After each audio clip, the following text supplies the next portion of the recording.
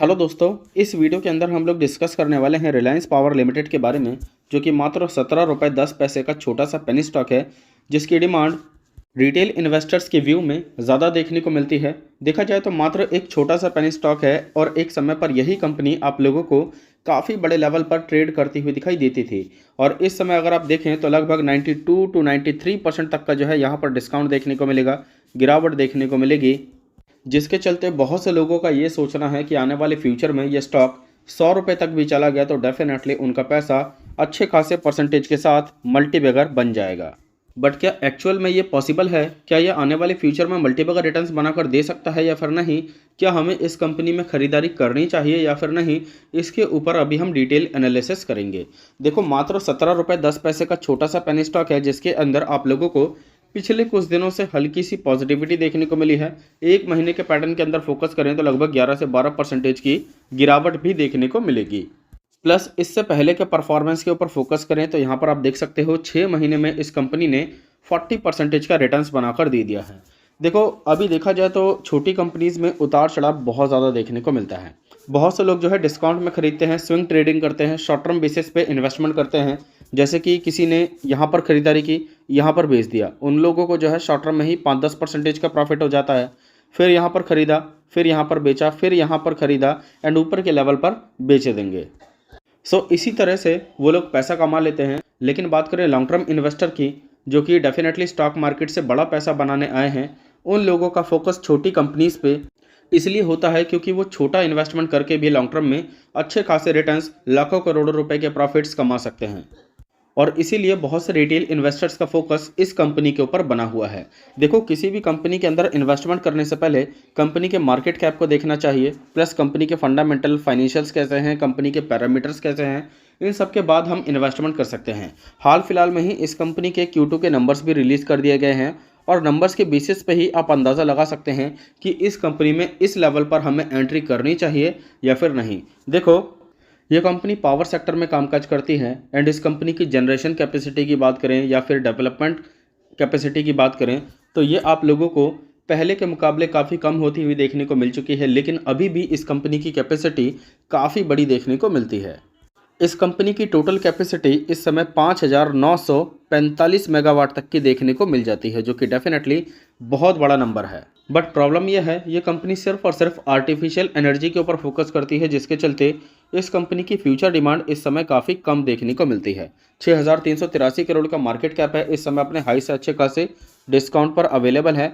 और सबसे बड़ी बात, यदि आप इस कंपनी के बुक वैल्यू के ऊपर फोकस करेंगे तो बुक वैल्यू अभी भी 30 रुपीज़ का देखने को मिलता है। मतलब यहाँ पर देखें तो इस कंपनी में अभी भी थोड़ी बहुत उम्मीदें देखने को मिलती है, लेकिन रिटर्न ऑन कैपिटल एम्प्लॉय ये आपको काफ़ी कम देखने को मिलेगा। रिटर्न ऑन इक्विटी की बात करें तो ये आपको लगभग 12% नेगेटिव देखने को मिलता है। लेकिन साथ में आप लोग इस पॉइंट के ऊपर भी फोकस कीजिए कि इस कंपनी का एंटरप्राइज वैल्यू अभी भी आप लोगों को 26,000 से 27,000 करोड़ का देखने को मिलता है, जो कि डेफिनेटली वैल्यूएशन के मामले में ये कंपनी अभी भी काफ़ी बड़े डिस्काउंट पर देखने को मिलती है। लेकिन यदि हम इस कंपनी के बैलेंस शीट के ऊपर फोकस करें तो यहाँ पर आप देख सकते हो इस कंपनी के बैलेंस शीट में नेगेटिविटी काफ़ी अच्छी खासी देखने को मिलेगी। कंपनी की लायबिलिटीज़ बढ़ती हुई देखने को मिलेंगी, ठीक है, लेकिन इसके एसेट्स कम होते हुए देखने को मिलेंगे। शेयर कैपिटल के ऊपर फोकस करें तो शुरुआत में बढ़ता हुआ देखने को मिला था, लेकिन बाद में वापस से काफ़ी अच्छा खासा ड्रॉप इसमें देखने को मिल चुका है।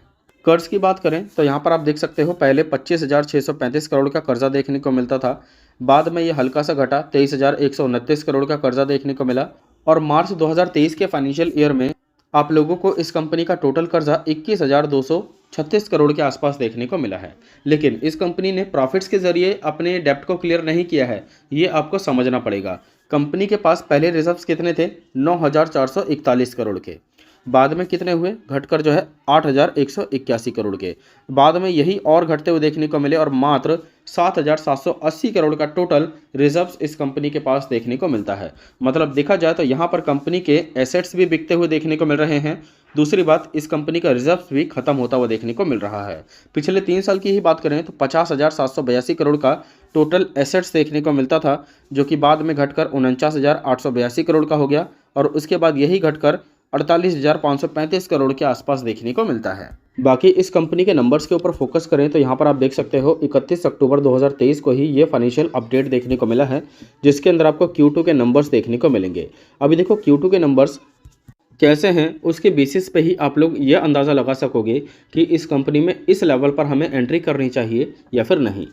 सो डायरेक्टली इस कंपनी के नंबर्स के ऊपर फोकस करें तो यहाँ पर आप देख सकते हो आप लोगों को 3 कॉलम देखने को मिलेंगे। यहाँ पर आप लोगों को Q2 के नंबर्स देखने को मिलेंगे, यहाँ पर आपको Q2 का नंबर्स पिछले साल का देखने को मिलेगा, जिसके चलते हम लोग इसको Y ऑन Y बेसिस पे कंपेयर कर पाएंगे। एंड यहाँ पर आप लोगों को Q1 का नंबर देखने को मिलेगा, जिसको हम Y ऑन Y बेसिस के साथ साथ Q ऑन Q बेसिस पे भी कंपेयर कर पाएंगे, जिसके चलते हमें अंदाज़ा लग जाएगा कि ये कंपनी शॉर्ट टर्म बेसिस पे एंड लॉन्ग टर्म बेसिस पे कितना प्रोग्रेस कर रही है। देखो एक्चुअल में यदि आप इस कंपनी के टोटल इनकम के ऊपर फोकस करोगे तो आपको इसका इनकम जो है थोड़ा सा बढ़ता हुआ देखने को मिलेगा। पहले जो है आप लोगों को 1,94,514 लाख का जो है टोटल इनकम देखने को मिलता था, जिसको करोड़्स में कन्वर्ट करें तो यही वैल्यू आप लोगों को 1945 करोड़ की देखने को मिलेगी। मतलब पिछले साल जो है 1945 करोड़ रुपए का जो है कंपनी का टोटल इनकम देखने को मिलता था। पिछले क्वार्टर की बात करें तो पिछले क्वार्टर में इसी कंपनी का जो इनकम है वो थोड़ा सा बढ़ता हुआ देखने को मिला था। 1958 करोड़ तक जो है इस कंपनी का टोटल इनकम पहुंच चुका था। लेकिन इस क्वार्टर की बात करें तो यहाँ पर आप लोगों को 2130 करोड़ का जो है टोटल इनकम देखने को मिलता है। मतलब देखा जाए तो पिछले साल के मुकाबले भी, पिछले क्वार्टर के मुकाबले भी इस कंपनी का इनकम बढ़ता हुआ देखने को मिला है।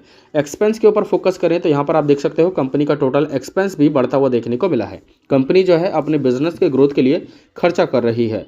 पिछले साल की बात करें तो आप लोगों को 2216 करोड़ का जो है टोटल एक्सपेंस देखने को मिलता था। पिछले क्वार्टर में 2182 करोड़ का टोटल एक्सपेंस देखने को मिलता था, लेकिन इस बार पिछले साल के मुकाबले भी बढ़ता हुआ देखने को मिला है, पिछले क्वार्टर के मुकाबले भी बढ़ता हुआ देखने को मिला है और टोटल एक्सपेंस 2,30,801 लाख का देखने को मिला है। मतलब एक्चुअल में करोड़ में कन्वर्ट करके बात करें तो 2,308 करोड़ का टोटल एक्सपेंस इस बार कंपनी ने किया है। देखो कंपनी कितना भी एक्सपेंस कर ले, कितना भी इनकम जनरेट कर ले, कितना भी अच्छा खासा मार्जिन जनरेट कर ले, लेकिन कंपनी जब तक प्रॉफिट में नहीं आती तब तक जो है उस कंपनी में इन्वेस्टमेंट करने का कोई फ़ायदा नहीं होता, इन नंबरों का कोई भी फ़ायदा नहीं होता। सो डायरेक्टली इस कंपनी के नंबर्स के ऊपर फोकस करें तो यहाँ पर आप सबसे पहले देख लीजिए ऑपरेटिंग प्रॉफिट तो आप लोगों को डाउन ही देखने को मिलेगा। पिछले साल कंपनी ने 270 करोड़ का जो है लॉस किया था, ठीक है, ये ऑपरेटिंग है। पिछले क्वार्टर में 223 करोड़ का लॉस किया था, इस बार जो है 177 करोड़ का लॉस किया है। मतलब देखा जाए तो यहाँ पर रिकवरी है ऑपरेटिंग में।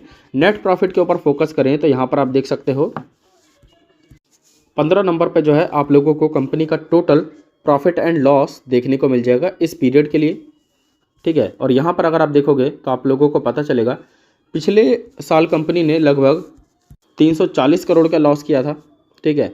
पिछले क्वार्टर में 296 करोड़ का लॉस किया और इस बार जो है 237 करोड़ का लॉस किया है। मतलब देखा जाए तो हल्की सी रिकवरी है पिछले क्वार्टर के मुकाबले भी, पिछले साल के मुकाबले भी।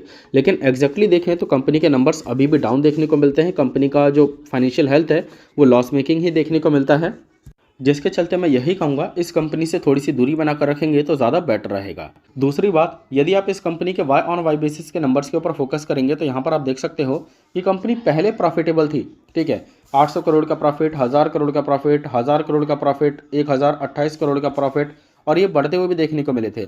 लेकिन बाद में 3000 करोड़ का लॉस, 4271 करोड़ का लॉस, ठीक है। फिर उसके बाद बीच में कंपनी ने थोड़ा सा प्रॉफिट कर लिया, 454 करोड़ का प्रॉफिट, देन उसके बाद फिर से लॉस, उसके बाद फिर से लॉस, और अभी भी जो एक्सपेक्टेशन है वो लॉस की ही देखने को मिलती है। सो जहाँ पर आपको होप देखने को मिल ही नहीं रही उसमें इन्वेस्टमेंट करने का फ़ायदा क्या, जाहिर सी बात है आपका पैसा डूब जाएगा। तो ऐसी कंपनी से दूरी बना कर रखिए और इस हिसाब से देखें तो इस कंपनी के एक भी पैरामीटर में पॉजिटिविटी देखने को नहीं मिलती, जिसके चलते हम लोग इस कंपनी में इन्वेस्टमेंट करें। दूसरी बात, यदि आप शेयर होल्डिंग पैटर्न के ऊपर भी फोकस करेंगे तो प्रमोटर होल्डिंग लगातार कम होती हुई देखने को मिलेगी, ठीक है। इस बार भी आपको प्रमोटर होल्डिंग हल्की सी कम होती हुई देखने को मिली है। FIS के हिस्से के ऊपर फोकस करें तो थोड़ा सा बढ़ता हुआ देखने को मिला है, और जाहिर सी बात है इन्होंने FIS को ही अच्छी खासी क्वांटिटी बेची है अच्छे खासे डिस्काउंट पर, जिसके चलते थोड़ा बहुत फंड आया है और वही फंड इन्होंने अपने कर्ज को चुकाने में लगाया है। गवर्नमेंट का हिस्सा सेम है। पब्लिक होल्डिंग जो है इस कंपनी में थोड़ी सी कम होती हुई देखने को मिली है इस बार, लेकिन ज़रूरी बिल्कुल नहीं है कि पब्लिक होल्डिंग जब भी कम हो वो कंपनी अच्छा ही कर रही है। बाकी कोई डाउट हो, क्वेश्चन हो तो कमेंट कीजिए, मैं जल्दी ही रिप्लाई देने की कोशिश करूँगा। वीडियो अच्छा लगी हो तो प्लीज़ लाइक करना, चैनल के ऊपर फर्स्ट टाइम विजिट किया हो तो प्लीज़ चैनल को सब्सक्राइब करके बेल आइकन को हिट कर देना। Thank you guys.